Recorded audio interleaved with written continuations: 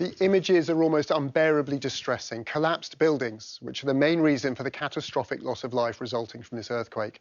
So why was this one so bad? Well, the main thing, of course, was just how severe the earthquake was. This is a shake map for the first 7.8 magnitude quake. The red triangles are part of a sensor network that measure ground movement. In some locations, the speed the ground moved was extreme.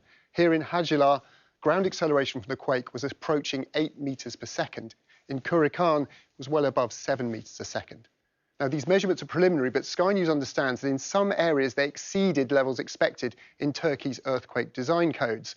Buildings are designed to cope with a 1 in 475-year earthquake event and not collapse in a 1 in 2,500-year event.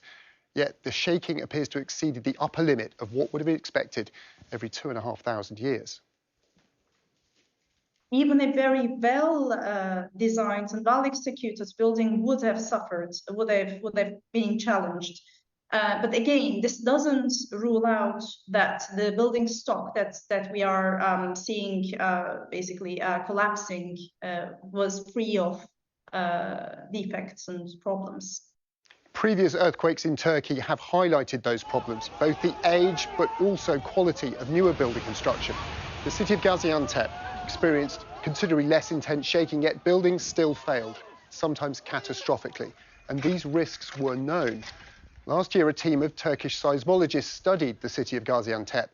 Using earthquake risk data, they identified which neighbourhoods were most vulnerable to a big quake.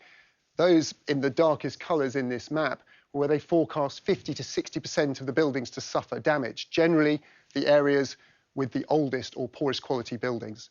But crucially, the hypothetical earthquake they based their study on was 10 times less powerful than the one that struck on Monday. So age and quality of buildings was a major factor, but so too perhaps was the estimation of risks. And don't forget, this wasn't just one earthquake.